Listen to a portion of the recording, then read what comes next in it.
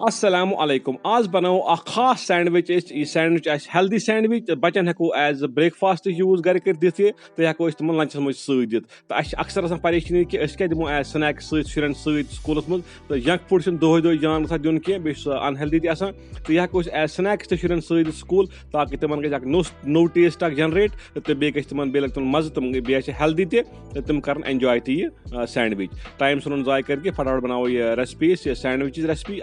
नव रेसिपी बंद गोभी कोर नुक नुक बिल्कुल कर बारीक बारीक कर चटन बंद गोभी ताकि यह बन असल सैंडविच तो बे गाजर कैरेट कैरेट्स कर स्लाइस तम पे करो अत नुक नुक असल पे बेहतरीन तो यह हेल्दी सैंडविच बेहतरीन सैंडविच तो शुरन तक एंजॉय यह हेको कह बोर्ड कर आराम सान इस्तेमाल तो कुन टाइम चाहे एज ब्रेकफास्ट करो यूज चाहे एज लंच मो सत तो कैलरीज कम टाइम सन जाय कर करो रेसिपी स्टार्ट न्यू ऑलरेडी बंद गोभी तक नुक नुक तो बे गाजर गाजर तोर नुक नुक तो वन निमो बाउल तो बाउलस में नुन ठूल जो ठूल करो यूज बनाओ चोर सैंडविच बनाओ जो ठूल निमो अत मज तथ मज त्रो कैबेज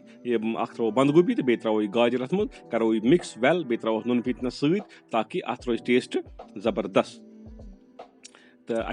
क्या निमो फ्रॉक वॉक निमो ताकि करो मिक्स असल पे वेल करो मिक्स असल पे रलावन यह ठूल गल सर सारी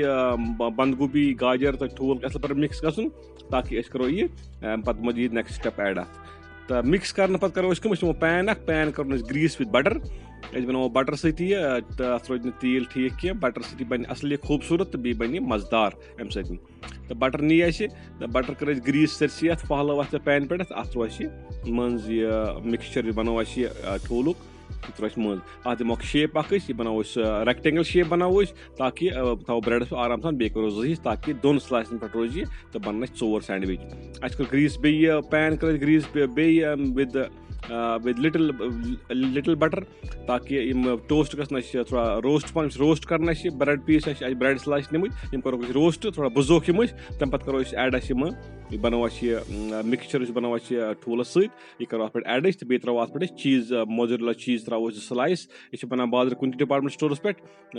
चीज स्लाइस तम करो अत पे एड ताकि बन मजेदार बे बन हैवी बे बन प्रोटीनस डिश तो यम करो जहीस मज करो निकलाव जहीस करो यमन तो यह पे लंच बॉक्स में आराम सान यूज कर तो यह बड़ बेहतरीन तूफानुक टेस्ट ईजी बनावन